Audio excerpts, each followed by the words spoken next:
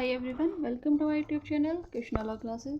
आज हम अपने इस लेक्चर में देखेंगे शाश्वतता के विरुद्ध नियम यानी रूल अगेंस्ट परपेचुइटी।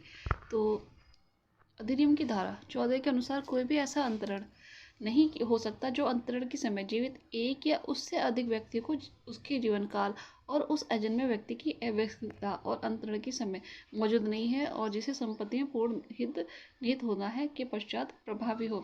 शाश्वतता का मतलब ये होता है कि पहले से ही डिसाइड कर देना कि इसके बाद किसको मिलेगा, किसके उसके बाद में फिर किसको मिलेगा। तो शाश्वतता का मतलब ये है कि किसी एक को कंप्लीट यानी पूर्ण रूप से ट्रांसफ़र होना चाहिए। ये उसकी विल है कि उसके बाद किसको ट्रांसफ़र करे। आप पहले से ही निर्धारण नहीं कर सकते कि इसके बाद उसको और उसके बाद इसको, और खासकर जो अजन्म व्यक्ति हो। ठीक है, और अजन्म व्यक्ति को भी हम जो सेक्शन 13 में देखते हैं, कभी भी वो उसे डायरेक्ट अंतरण नहीं होता है। उसके लिए पहले किसी को मध्यवर्ती बनाना पड़ता है, उसमें उसका आंशिक हित का अंतरण करना पड़ता है, तब होता है। तो व्यक्ति के मनमानी दावे को शाश्वतता कहा जाता है। ठीक है, परपेचुइटी। शाश्वतता के सिद्धांत का प्रमुख उद्देश्य किसी संपत्ति के स्वामियों एवं समाज के परस्पर विरोधी दावों एवं प्रतिदावों का प्रशमन एवं समायोजन करना है। इस पर एक बहुत इंपॉर्टेंट केस है, टैगोर वर्सेस टैगोर। बहुत पूछा गया क्वेश्चन है, सॉरी केस लो 1872 का है। इस बाद में अंतरणकर्ता ने अपनी संपत्ति ए को फिर उसके बाद बी को पीढ़ी दर पीढ़ी के लिए अंतरित कर दिया था। कि मतलब पहले से डिसाइड कर दिया कि पहले कौन लेगा, उसके बाद में कौन लेगा। तो प्रिवी काउंसिल ने इसे शून्य घोषित कर दिया, परंतु यह अंतरण शाश्वत अंतरण का एक ज्वलंत उदाहरण है। इन्हीं दोनों वर्गों के बीच सामंजस्य रखने का सिद्धांत शाश्वतता के विरुद्ध सिद्धांत कहा गया है, और इसके द्वारा वर्तमान स्वामी को पूर्ण स्वच्छंदता दी जा सकती है, परंतु एक निश्चित सीमा के बाद सामाजिक हित एवं नियंत्रण का प्राबल्य यानी प्रेशर ऑफ सोशल इंटरेस्ट स्वीकार कर लिया जाता है। इसी सीमा को ही शाश्वतता के विरुद्ध नियम कहा जाता है। और प्रयोज्यता के शाश्वतता के विरुद्ध नियम के कारण है। एक है उत्तराधिकारियों से संपत्ति की बर्बादी को रोकना। जो शाश्वतता का जो नियम है, इसे जिसकी प्रयोज्यता है, इसके जो कारण है इस नियम के किस वजह से है, इस वजह से है कि पहले तो उत्तराधिकारियों से संपत्ति की बर्बादी को रोकना है। ठीक है, फिर जो उत्तराधिकारी आएंगे जो उसकी बर्बादी करेंगे। पहले से ये डिसाइड कर दिया जाए कि कौन लेगा। और मृत्यु के बाद भी उपभोग की इच्छा, क्योंकि कुछ लोग चाहते हैं कि मृत्यु के बाद भी प्रॉपर्टी मतलब उनकी ही वारिस या उनकी ही वही यूज़ करें। और पारिवारिक स्वाभिमान, ठीक है, तो इन सबको रोकना है। और शाश्वतता की निर्धारित अवधि जीवित व्यक्ति तथा अंतिम अंतरिति की अवयस्कता तक की ही अवधि होती है। ठीक है,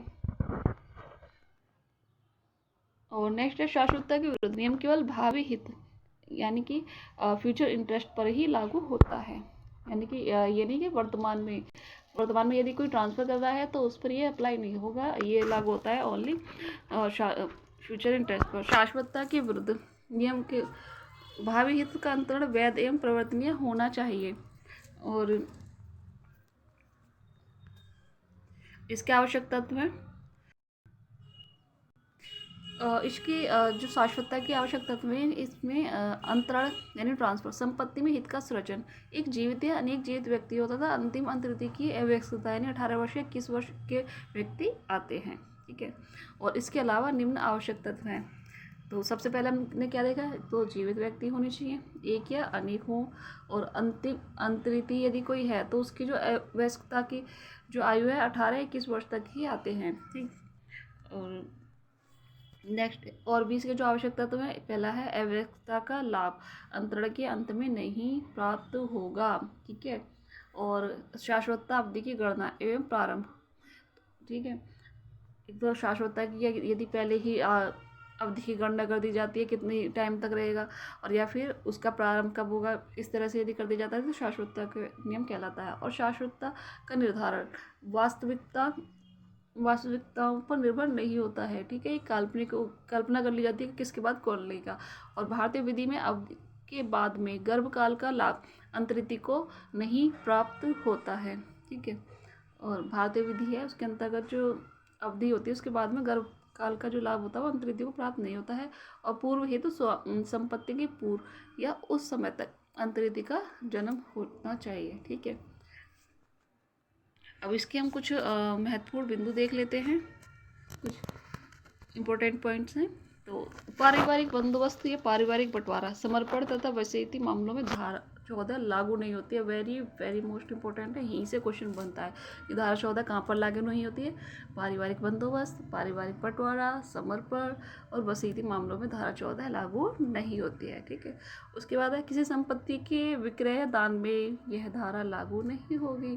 ठीक है, कोई संपत्ति उसका विक्रय है या फिर उसका दान, वहाँ पर धारा 14 लागू नहीं होगी। ठीक है, विक्रय और दान में। उसके बाद है भारतीय वयस्कता का निर्धारण भारतीय वयस्कता अधिनियम के अनुसार 18 वर्ष किया गया है। यदि किसी व्यक्ति के लिए विधिक संरक्षक नियुक्त हुआ है तो वयस्कता की समाप्ति 21 वर्ष की अवस्था में मानी जाएगी। ठीक है,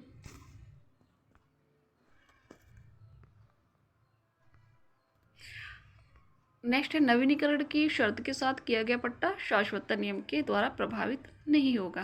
ठीक है, यदि नवीनीकरण यानी इनोवेशन की शर्त पर कंडीशन लगाकर कोई पट्टा किया गया है तो शाश्वतता के नियम के द्वारा यह प्रभावित नहीं होगा। मतलब पहले से यदि कंडीशन लगा दी गई है तो वहाँ पर तो शाश्वतता के विरुद्ध नियम लागू नहीं होगा, वो भी इनोवेशन की। अधिनियम की धारा 15 के अनुसार यदि किसी संपत्ति के अंतरण से उस संपत्ति के किसी हित का सृजन ऐसे व्यक्तियों के किसी वर्ग के लाभ के लिए किया जाता है जिनमें से कुछ का हित धारा 13 व 14 के प्रावधानों के कारण निष्फल हो जाता है, तो यह निष्फलता केवल उन्हीं व्यक्तियों के लिए होगी, संपूर्ण वर्ग के लिए नहीं होगी। ठीक है, तो इस पर एक इम्पोर्टेंट केस है कि राजा बजरंग बहादुर सिंह बनाम ठकुराइन बख्तराज कुमेर AIR 1953 का वाद है सुप्रीम कोर्ट का। उच्चतम न्यायालय ने धारा 15 के सिद्धांत को स्वीकार किया था और यह यदि धारा 15 के अंतर्गत पूर्व हित निष्फल हो जाता है तो अधिनियम की धारा 16 के अंतर्गत पश्चातवर्ती हित भी निष्फल हो जाएगा। ये कहा गया था राजा बजरंग बहादुर सिंह के बाद में।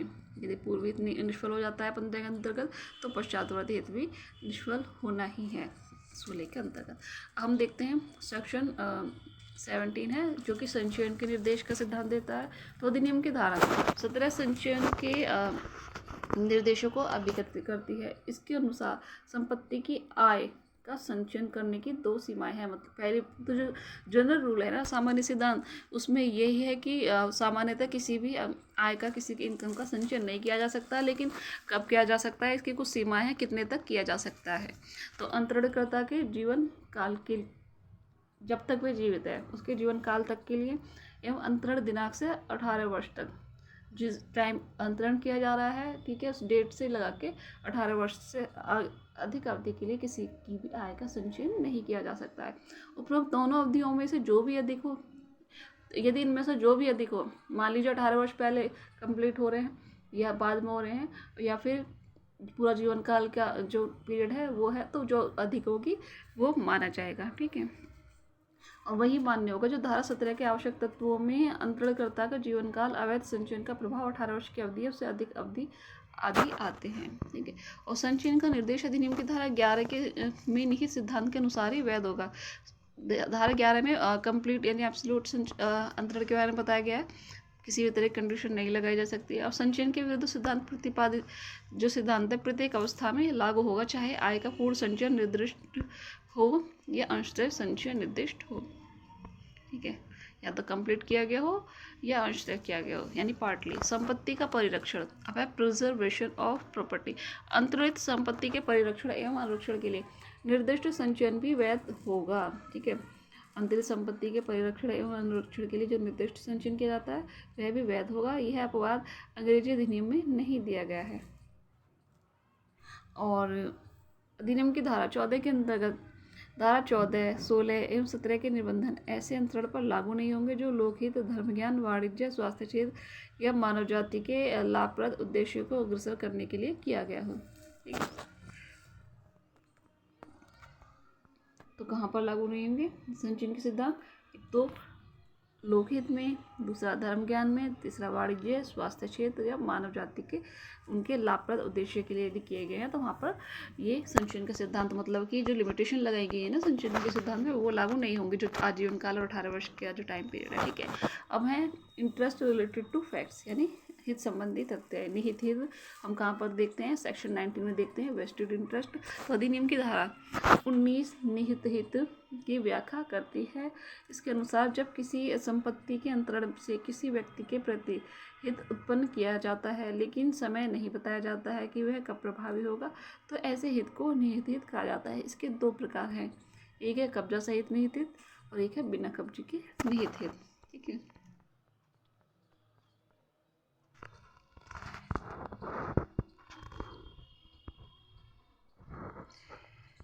एक अब हम पहले देखते हैं भावी हित। किसी संपत्ति में प्राप्त हित एक ऐसा हित होता है जो धारक को भविष्य काल में उस संपत्ति का प्रयोग एवं उपयोग करने का अधिकार देता है। यह हित दो प्रकार का होता है, एक है प्रत्यावर्ती यानी रिवर्जन एवं दूसरा है प्रवर्तनीय हित यानी एग्जीक्यूटरी इंटरेस्ट। ठीक है,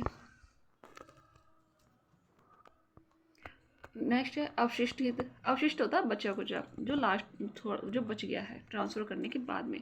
तो इसमें इसके भी दो भेद हैं, निहित हित एवं आश्रित हित। तो अधिनियम की कुछ परिस्थितियां दी गई हैं जिनमें सृजित भावी हित को निहित हित माना गया है। तो कब माना जाएगा, तो सबसे पहले है यदि हित के प्रवर्तन के समय को निश्चित न किए जाने की स्थिति में और अंतरण के विलेख में हित का प्रवर्तन तत्काल ही निर्दिष्ट हो। हित के प्रवर्तन का किसी ऐसी घटना पर आश्रित होना जिसका घटित होना निश्चित एवं अनिवार्य हो। अंतरण विलेख द्वारा हित के उपभोग कर दिए जाने की स्थिति में और उस संपत्ति में किसी अन्य व्यक्ति के पूर्ण हित दिए जाने या आरक्षित किए जाने की स्थिति में। तो अब सशर्त मर्यादा युक्त अंतरण ऐसे मामले होते हैं जिनमें निकटतम अंतरण पर कुछ ऐसी पश्चातवर्ती मर्यादाएं या शर्तें लगी होती हैं जिनके पूरा न हो पाने की स्थिति में अंतरित हित का पश्चातवर्ती अंतरण होना निर्दिष्ट है। नेक्स्ट है अधिनियम की धारा 20 के अनुसार जहाँ की संपत्ति अंतरण से उस संपत्ति में कोई हित ऐसे व्यक्ति के लाभ के लिए सृष्ट किया जाता है जो उस समय अज्ञात है, वहाँ जब तक कि अंतरण के निबंधनों से कोई प्रतिकूल आशय दिखाई न दे वह जन्म लेने के बाद निहित हित अर्जित कर लेगा, यद्यपि उसे यह हक न हो कि वह अपने जन्म से ही उसका उपयोग करने लगे। ठीक है, तो जो सेक्शन 20 है ये हमें बताता है कि कब निहित हित कंप्लीट माना जाएगा, तो जन्म लेते ही वह निहित हित प्राप्त यानी अर्जित कर लेता है। कौन, जो शिशु है, बच्चा है। ठीक है, अब हम देखते हैं समाश्रित हित जो कि सेक्शन 21 में था। अधिनियम की धारा 21 में समाश्रित हित का विवरण दिया गया है जिसके अनुसार यदि किसी संपत्ति के अंतरण के मामले में उस संपत्ति में किसी व्यक्ति के पक्ष में हित किसी निर्दिष्ट अनिश्चित घटना के घटित होने या घटित न होने पर प्रभावी होने के लिए सृजित किया गया हो, वहाँ ऐसा व्यक्ति तद्वारा उस संपत्ति में समाश्रित हित अर्जित करता है। और इस हित के दो स्वरूप हैं, किसी भावी घटना के घटित होने या न होने पर आश्रित होते हैं और समाश्रित हित होते हैं। अब इसके दो टाइप्स हैं, एक तो सकारात्मक आश्रित हित, मतलब कि यदि सकारात्मक और नकारात्मक इसमें ज़्यादा आपको दिमाग लगाने की जरूरत नहीं है। यदि हमने कहा कि किसी घटना के घटने पर निहित होगा तो सकारात्मक हो गया, किसी घटना के न घटने पर हो गया तो नकारात्मक हो गया। मान लीजिए कि एक ने कहा कि कल बारिश होगी तो ये सकारात्मक, एक ने कहा कि कल बारिश नहीं होगी तो ये नकारात्मक होगा। तो अब हम देखते हैं सेक्शन 22। सेक्शन 22 अधिनियम की धारा समाश्रित वर्ग को किए गए संपत्ति अंतरण से संबंधित है, अर्थात यहाँ पर संपत्ति अंतरण से उस संपत्ति में कोई हित किसी वर्ग के केवल ऐसे सदस्यों के पक्ष में सृजित किया गया हो जो कोई विशिष्ट आयु प्राप्त करें। वहाँ पर ऐसी आयु प्राप्त न करने वाले सदस्यों के पक्ष में हित निहित नहीं होगा, मतलब कि एक एज बता दी कि इस एज में कोई हित प्राप्त करेगा, यदि जब तक वह एज प्राप्त नहीं कर लेगा तब तक कोई हित अर्जित नहीं करेगा। अब देखते हैं सेक्शन 23। सेक्शन 23 समाश्रित हित तब तक प्रभावी नहीं होगा जब तक कि वह घटना जिसके कारण हित समाश्रित हुआ घटित न हो जाए। यहाँ यदि पूर्व हित शीघ्र समाप्त हो जाए और ऐसी घटना बाद में घटित हो तो पूर्व हित की समाप्ति एवं घटना के पूर्व संपत्ति बिना दावेदार की हो जाएगी। यह स्थिति कानून के लिए सहन योग्य नहीं है। 23 के अनुसार समाश्रित हित तब तक निहित हित नहीं बन पाएगा जब तक कि घटना पूर्व हित की समाप्ति तक या समाप्ति के पूर्व घटित न हो जाए। यदि ऐसी घटना परिस्थिति में घटित हो जाती है तो समाश्रित हित पूर्णतः वैध होकर निहित हित समझा जाएगा या अन्यथा शून्य हो जाएगा। मतलब ये कि घटना घटित होनी ही चाहिए।